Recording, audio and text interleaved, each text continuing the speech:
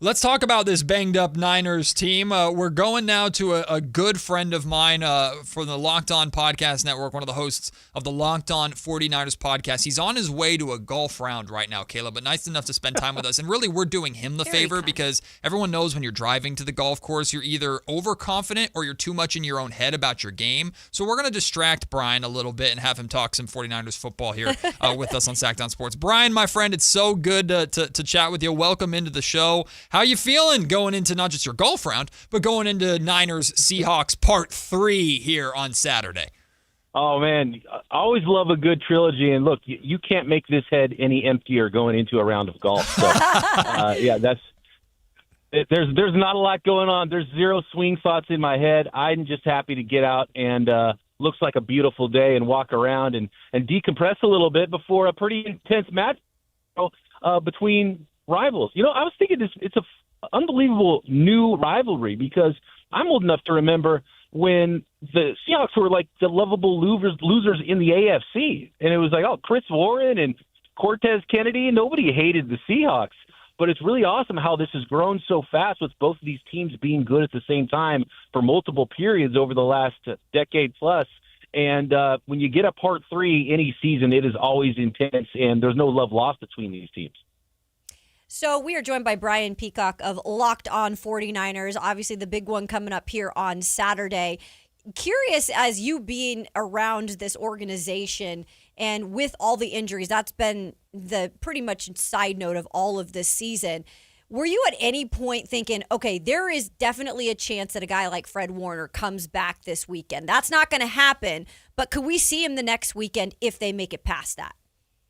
This team is so strange with everything that they've done this year. It's really a magical year and kind of just turns everything on its ear that you think could normally happen between the number of injuries, when players could come back, and then you get Fred Warner, who's just a lunatic the way he works and the way he focuses anyway. And it's like, man, maybe this guy can come back almost exactly 3 months after having surgery on a broken and dislocated ankle for an injury that takes 4 to 6 months normally. But the 49ers do have to be smart. And I think back to last week with George Kittle, and George Kittle was nursing an ankle injury. And you could tell he wasn't running 100%.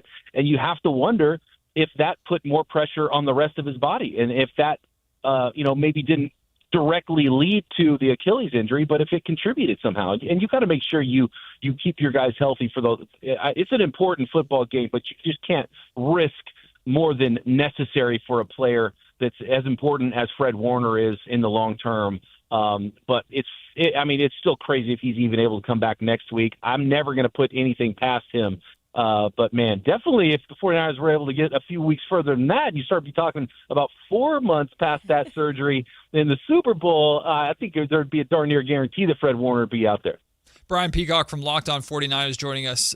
Brian, Kyle Shanahan has made it pretty clear, though, that he's not playing this week and sometimes has to be the voice of reason amongst the excitement. Like you said, Fred Warner's a psychopath in the best way possible to where he's going to work as hard as he can to come back. These competitors, they'll push themselves to the absolute brink in order to play and line up there with their brothers, especially in a playoff game. How much of this, though, is also like protecting Fred from himself? Because even if, regardless of what happens this year, whether they win the Super Bowl, whether they're eliminated tomorrow, the Niners still view, obviously, Fred Warner as a big part of what they're doing going forward. So how much of this, too, is, Fred, we got to kind of protect you from yourself a little bit, too, and make sure that this ankle injury doesn't become anything more?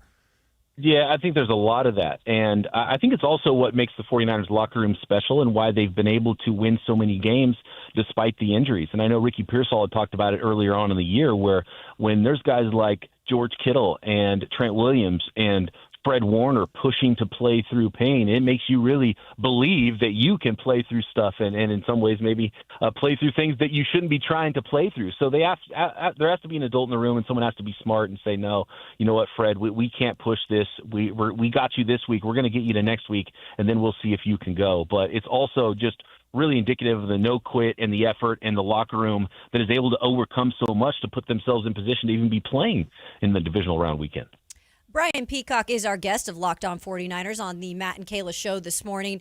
Brian, you just spoke of Ricky Pearsall, and unfortunately has dealt with, injuries off and on this season, but he has been practicing this week. A, do you feel like he will play this Saturday? B, how big of a piece can he be because of the downfield threat he poses? It's really important. One of the stark things that I noticed when the 49ers lost to the Seahawks in Week 18 was the lack of speed kind of everywhere on the field. And you felt it in the wide receiver group. The 49ers just couldn't create plays. And you had, Quinyon Mitchell making interceptions on balls that Brock Purdy was trying to throw to the backup tight end in a route that's designed to run away from the defender. And that stuff's just not going to work. So having someone like Ricky Pearsall, who's a legitimate separator in the way he can get open and make plays, I think is really important for the 49ers just for spacing and being able to open up the offense just a little bit and create some bigger plays. And then I think we saw someone like Marcus Siegel who filled in for Jair Brown, and the dude runs 4.3s, and it's not just track speed, it's play speed. You see him flying around on the defensive side of the ball. So getting some of these guys in the lineup that have legitimate speed and range, I think is really important for the 49ers because they looked slow against the Seahawks a couple of weeks ago. Brian, you're overall a very positive guy, which is great for the golf course, and I love you for it. So I think I know where you're going to go with this. Glass half full, glass half empty. When looking at these last two games, but particularly that Week 18 matchup against the Seattle Seahawks, the defense, which is considered to be the weakness, did more than enough in both those games to give the offense a chance. And the offense hasn't looked phenomenal. I know Purdy was able to lead the Niners on that game-winning drive in Philly, so that's encouraging. But Purdy's also had a couple of bad picks over these last couple of games. Offense is supposed to be the primary strength of this team. They have not looked that great since the Bears win. But the defense, I feel like, is pulling their weight. So how do you gauge that glass half full, glass half empty way of looking at this team and how they're playing right now going into tomorrow's matchup? You know what I really like about it for the 49ers is, look, on paper the Seahawks are better. They should be favored. But guess what? The Eagles were better on paper, and they should have been favored. And that's just what this team is. And so that gives me optimism that the 49ers can just do what they do. They're a well-coached football team. They're a physical football team. And it's been really impressive to watch how Kyle Shanahan and Robert Saleh have been able to navigate this thing throughout all the injuries. And they're going to play a sound scheme on offense. They're going to play a sound scheme on defense. And really in this one, it comes down to, can the 49ers, just move the ball and get some first downs? And I just think that when you see division rivals, you can throw whatever the betting line is out the window, and it's going to be a brand new ball game from what it was a couple of weeks ago. And the 49ers are. I will put my good name on the line and say the 49ers are going to score more than 3 points this week against the Seattle Seahawks. And I'm confident that this is going to be a close game. It's going to be a really good game. I don't know if they're going to come out on top, but I think it's going to be really competitive. And one thing that I don't think is going to happen that did happen a couple of weeks ago is I don't think the 49ers are going to get beat physically. They got beat a little bit physically. Even Colton McKivitz said it after the game. It's like, you know what? They kind of got us in this one. And when you're the underdog and everybody in the national media is going to be picking the Seahawks and you see your 7-point underdogs, and it's hard to remember a time in this era of 49ers football that they're 7-point underdogs, especially in the playoffs, I think the 49ers can use that as a chip on their shoulder. And I know Fred Warner's not going to be playing, but how about that Fred Warner pregame speech? Because it looks like he's at least flying with the team to Seattle. I think they can play with the chip on their shoulder in this one. Yeah, that's huge just if he's able to be there for sure on the sideline. We are joined by Brian Peacock, Locked On 49ers, previewing this divisional matchup. And I do feel like it's interesting because you mentioned Fred Warner. I don't know if we talk enough about what they've been able to do with these linebackers, filling in this whole entire season, specifically with Eric Kendricks, and just how vital has he been here recently with what he's done?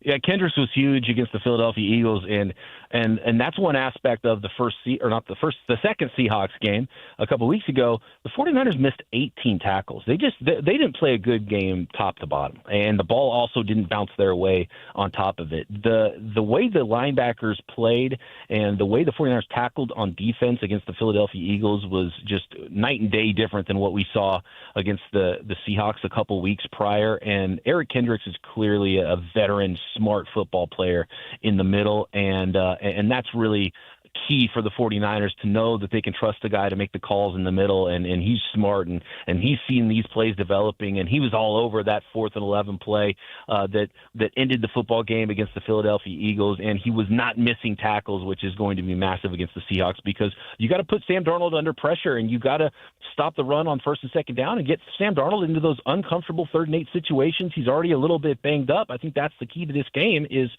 to hope that Sam Darnold continues on his path because, his story is still unwritten, but right now the story is Sam Darnold can't win the big games. And so you got to put as much pressure on him as possible.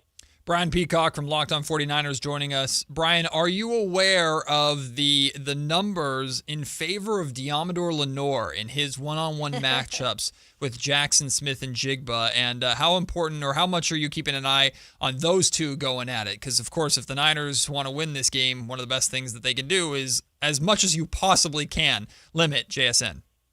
Yeah, I have seen some of those numbers, and I think back to actually week 1 when I think about Jackson Smith and Jigba because he's such a good player. I don't think you need to necessarily stop a player like that. But if Jackson Smith and Jigba gets his, and I think he had, I don't remember the exact numbers, 145 receiving yards in week 1, but the 49ers won that game because nobody else got anything. So I'm fine with JSN going off, but you can't let Zach Charbonnet get loose on big runs, and you can't let, Barner catch touchdown passes at tight end and get everybody involved, right? And so if you've got, wide receiver 2, 3 making plays, and you've got both running backs making plays, that's going to be a long day for the 49ers. If JSN gets his and nobody else does, I think that's a path to victory. JSN, Seattle loves him. Obviously, the Niners, I can't go without asking a question about CMC. Of course. Christian McCaffrey, and just how they've been able to utilize him in so many different ways this year, and obviously put him at the wideout position as well. Is there any way Seattle can slow a guy like this down? Because he just seems to always answer the bell and put the team on his back. Christian McCaffrey's fascinating, especially when you filter it through the lens of how this season has gone with all the injuries. The most likely player to have gotten hurt this year was Christian McCaffrey and the crazy workload he's had. Yet he's the guy that's standing. He's like a cyborg. It's pretty amazing what he's been able to do to handle the workload and then be as productive as he has on top of it. And really it's that receiving work that's put him apart into this stratosphere of just an unbelievable player because every time they throw him the ball, it's worth twice as much as when they turn around and hand him the ball. And actually his running efficiency has not been good, and so but we've seen the 49ers win a lot of games this year when he's only averaging 3.1, 3.7 yards per carry. So that's okay as long as his work in the passing game creates so many opportunities and creates first downs. And again, I'll point to that. They just couldn't get a first down against the Seahawks the last time. They have to be able to get that total up where Christian McCaffrey is. Kyle Shanahan always talks about he would love to get 40 runs. Well, you don't just call 40 runs in a row to get 40 runs. You have to get first downs and continue these long 13-play drives that Kyle Shanahan's offenses are famous for. And Christian McCaffrey's a huge part of that, not only running the football, but catching it and converting first downs out of the backfield. The 49ers have to start getting some of these drives going early in the game and stay in front of the sticks against the Seahawks.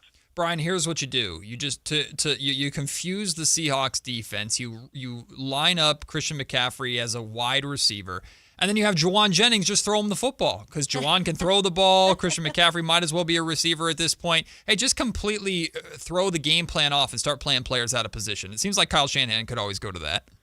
Well, look, Juwan Jennings has twice as many postseason touchdown passes as Sam Darnold does. Yeah. So, oof. And he throws a pretty ball. Can we at least admit that? I mean, he is a former quarterback. He threw the best ball of the entire game. He looked like his arm is just as good, if not better, than both Hurts and Purdy out there in that windy Philadelphia game. But you know what? The 49ers, they set it up. So now the Seahawks have to prepare for the trick plays, but they also have to prepare for the 49ers giving those looks, but actually handing the ball to Sky Moore and letting him run it on that. And so they've set themselves up. I think we might see a fun play or two on Saturday. Brian Peacock of Locked On 49ers. One more for me, Brian, and it simply comes down to we know in playoffs coaching matters. There's so many random teams this year, though, in the playoffs. But one thing we know about the Niners is Kyle Shanahan has obviously a lot of experience when it comes to that. Mike McDonald, not so much. Like as an assistant, yes. As a DC in Baltimore, yes. Do you feel like there's any way that coaching could make the difference in this? Oh, absolutely. It's so important. And the 49ers are battle tested. And look, every year Kyle Shanahan's been coach of the 49ers. They either draft in the top 12 picks of the NFL draft and have a bad year, or they go to the NFC Championship. So when they get into the tournament, they turn on to another gear, and it's been pretty phenomenal. And I think the 49ers have the coaching advantage over almost every team when you talk about Kyle Shanahan and his staff on offense, and Clay Kubiak now even getting a head coaching interview, and Chris Foerster is one of the better offensive line coaches in the league. And then, of course, on the defensive side of the ball, getting Robert Saleh back has been massive. So that's an advantage the 49ers have and will continue to have. And, oh, by the way, there's a third phase. The 49ers special teams has been awesome this year as well, and that's been turned around. Brian, we'll wrap up with this. It's no secret that the faithful travel well, and you see Niner red everywhere they go. And we've seen them take over Seattle, or at least there's been a lot of red in Seattle before. There's reports and rumors that the Seahawks are doing everything they can to make sure tickets are not sold to 49er fans. Do you have an opinion on that? Because me personally, like, hey, it's your home.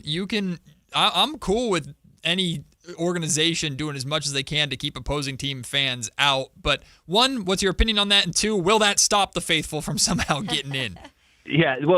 So first of all, no, it will not stop the faithful. There's going to be a lot of red. There's a lot of red everywhere. And I agree. I don't have a problem with an organization trying to do that, but I think it's also very telling that I don't recall any season ticket holders for the 49ers getting emails about, hey, don't sell your tickets to opposing fans. So I think that tells the whole story right there.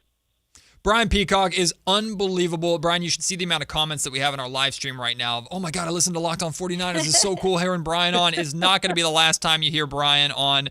Go hit it straight, and hopefully shoot low there on the golf course. Enjoy the game on Saturday. And whether the playoffs continue for the Niners or we go into a very, very interesting offseason, we'll have you back on very soon, my friend, as long as you're willing to give us the time. Thank you so much. It's good to talk to you. Hey, it was fun, guys. Thank you so much. Thanks, Brian. Brian is awesome.